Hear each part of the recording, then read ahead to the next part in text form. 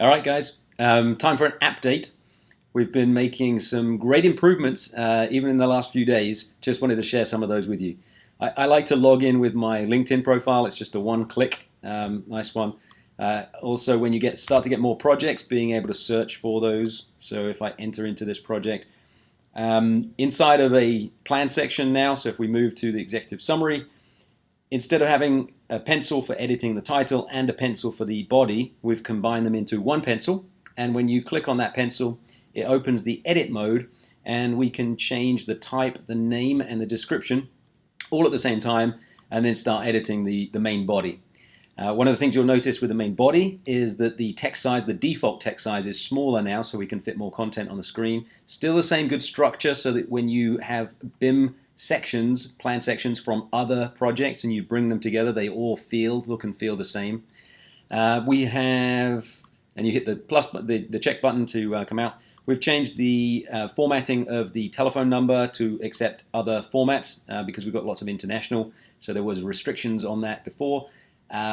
We have, so if you move into the scope, you can see now just below the name of the milestone, if we're managing those milestones and changing the dates. So if we choose a date range for, and you'll notice it's one calendar picker rather than two. When we choose a date, you can see that date appearing just below the milestone name.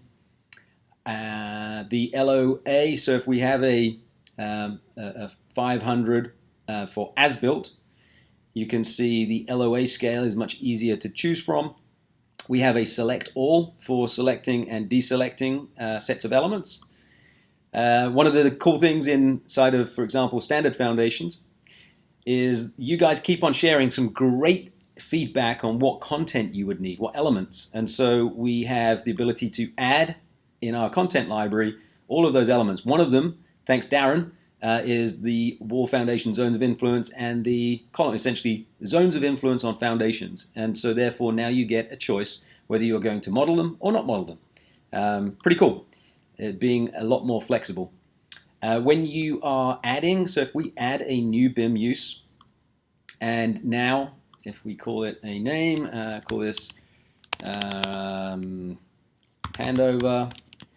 and we select now, instead of having to open hierarchies and find them, we can search. So if we want walls, for example, you can find walls and check walls on.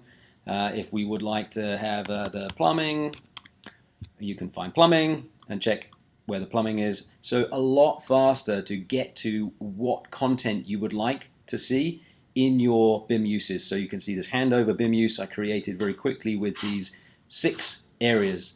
So keep the content coming as far as what you would like to see. Keep the ideas coming. We are in ever to your gratitude for all of the ideas, and we are rapidly improving as quickly as we can. And I forgot to share that we are actually over 100 BIM execution plans that have been created in the platform in the last few days. So since Wednesday, so what's that, like 4 or 5 days? And we're over 100. And we've already, in that period of time as well, improved 50, I think it's 59 pieces of content, so 59 updates on the content, 40-something, 43, I believe, updates in the application based on your feedback, and over 100 BIM execution plans. Really excited. Keep it coming.